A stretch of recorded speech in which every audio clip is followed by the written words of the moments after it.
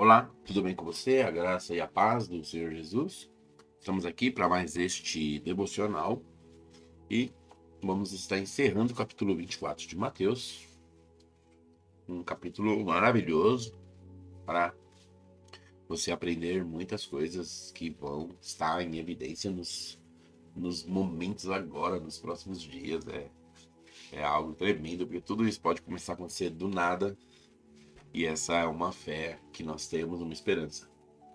Versículo 45 e em diante diz assim: Quem é, pois, o servo fiel e prudente, a quem o Senhor confiou seus conservos para dar-lhes o sustento a seu tempo? Bem-aventurado aquele servo a quem o seu Senhor, quando vier, achar fazendo assim. Em verdade eu vos digo que lhe confiará todos os seus bens. Mas se aquele servo, sendo mau, disser consigo mesmo: meu senhor demora, e passar a espancar os conservos, companheiros, e a comer e beber com ébrios, virá o senhor daquele servo em dia em que não espera, em hora em que não sabe, e castigá-lo-á, lançando-lhe a sorte com os hipócritas. Assim haverá choro e ranger de dentes. E o Senhor então termina o capítulo 24 dessa forma, colocando um contraponto entre o servo bom, o servo mau, o servo fiel, o servo infiel, o servo que serve, o servo que não serve. E para o servo fiel, ele diz o seguinte: ele recebeu o encargo do Senhor de cuidar dos conservos. Sabe, você vai entender muito de uma forma simples como que é que um servo cuida de um conservo. Primeiro passo: um servo é um escravo do senhor. Então qual que seria a pessoa que é o conservo, né? É o escravo que está abaixo desse primeiro escravo e ele, então, cuida desse outro. Como se fosse uma linha de hierarquia. Senhor, servo, conservo. E como que é que você, então, cuida desse conservo? O texto, tudo aqui o texto está falando, verso 45. Dar sustento. O que sustenta um servo na, na obra de Deus? A palavra. É dar o alimento, é dar para a pessoa condições para ela ficar firme. Que é então o que acontece nas igrejas. Quando nós vamos a um culto, nós cantamos louvores, nós oramos por necessidades, nós ouvimos uma palavra para edificar nossa fé, ou para nos desafiar a buscar um milagre, ou para nos desafiar a crer. Há muitas situações. Também num culto pode estar sendo um desafio de uma pregação, de uma série de pregações para equipar cada um que está indo ali, a fim de que eles possam repassar isso para outros. Então, a questão de um servo que cuida de um conservo, dando sustento, dando alimento, é quando você dá a palavra de Deus, da qual você tem recebido, para uma outra pessoa. Então nós fazemos isso com os nossos cultos, nós fazemos isso com as nossas células, nós fazemos isso com o discipulado. Nós fazemos isso de uma forma normal, como se você tivesse preocupado com a pessoa, como se a pessoa tivesse te procurado para pedir algum tipo de auxílio. Então, o mínimo que esse sustento vai pedir é que haja duas pessoas, um alimentando o outro. Por isso que o Senhor também, quando fala, né, onde tiver dois ou três, ele vai estar envolvido, porque constitui ali uma reunião da igreja, a menor reunião possível da igreja. Então esse é o bom servo. Esse é o que eu devo ser, esse é o que você deve ser. Por outro lado, no versículo 47, o Senhor fala que vai dar os seus bens para este servo bom. Então, o que é que o Senhor vai dar para este servo bom? Galardão. E o Senhor, então, vai abençoá-lo com uma recompensa, que nós cremos que vai ser no tempo do milênio. Amém? Isso no versículo 47. Agora, o versículo 48, ele vai mostrar essa outra pessoa que não é um servo bom, antes é um servo mau. E vai dizer assim: mas se aquele servo, sendo mau, disser consigo mesmo, meu senhor demora-se, e passar a espancar os companheiros, e comer e beber com ébrios, como que espanca os companheiros?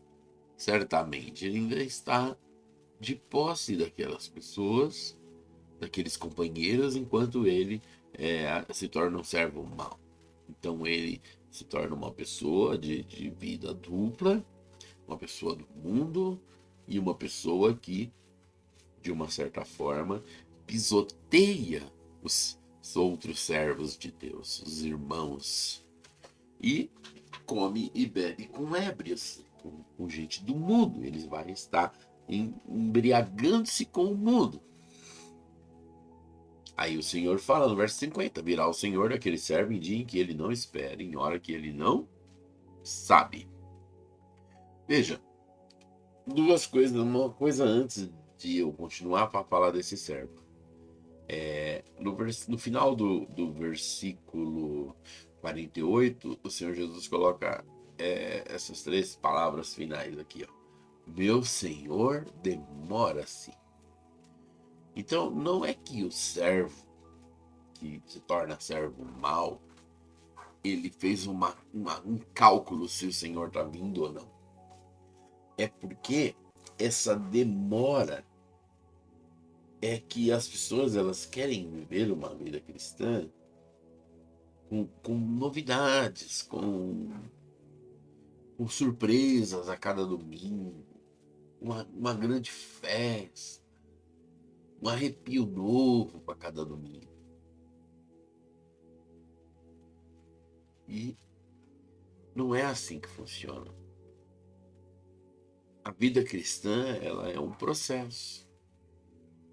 Você não sabe quanto tempo vai durar, e você então vai alimentando os conservos e fazendo com que as coisas aconteçam todos os dias. Você não sabe até quando. Esse processo cansa, porque ele mistura com outras áreas da sua vida. Chega uma hora que você começa a priorizar outras coisas em detrimento a essa. É quando você, então, passa a espancar os companheiros. Por quê? Porque numa questão de prioridades, eles deixaram de ser a prioridade. E quando alguém não é a sua prioridade, é secundário, mas ele é secundário querendo prioridade, você então vai ter que ou se render ou ser ríspido. E nesse caso a pessoa torna-se ríspido. E quem é o contrário do conservo? O ébrio. Porque quem é o conservo? É o servo que está esperando o sustento. Quem é o ébrio? É uma pessoa que não serve o Senhor, mas está ali se divertindo, fluindo, ou desafiando os poderes da noite, está vivendo a vida. Parece tão injusto, porque Deus quer que você perca a sua vida para ficar pregando, fazendo célula, cantando na igreja, enquanto outros estão nos barzinhos tomando um uísque com uma cerveja e comendo um petisco. Oh, crueldade! Pois é, Quando o servo bom é recebido pelo Senhor, diz que ele recebe todos os bens do Senhor. Esse servo bom, ele vai desfrutar de um período de 1000 anos de bênção. E o mal? O mal está trocando o seu período de 1000 anos de bênçãos para andar com os ébrios. Mas olha o que vai acontecer. Verso 50. Virá o Senhor daquele servo em dia em que ele não espera, em hora em que ele não sabe, e castigá-lo-á, lançando-lhe a sorte com os hipócritas. E ali haverá choro e ranger de dente. Então este ébrio, este servo que foi andar com os ébrios, agora vai pagar um pouco do preço que os ébrios pagam. Não vai ser mais aquele servo que o Senhor chamou e diz: venha, trabalhe aqui, você é uma benção. Agora não. Agora ele é aquele que vai passar por um lugar de choro e ranger de dentes. Veja, mas claro que isso é impossível. Mas claro que isso é impossível. E eu quero exortar você a ser um servo bom e fiel.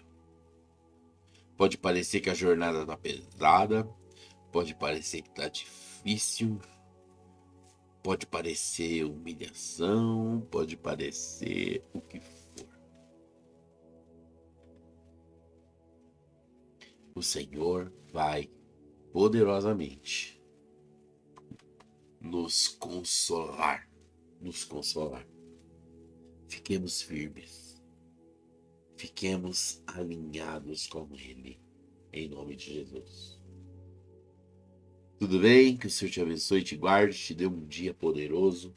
Volte-se para o Senhor. Se você não tem sido um servo, arrependa-se, confesse a palavra, declare que você é do Senhor. Volte-se para Ele e seja muito abençoado em nome de Jesus. Fica na paz e até amanhã. Amém.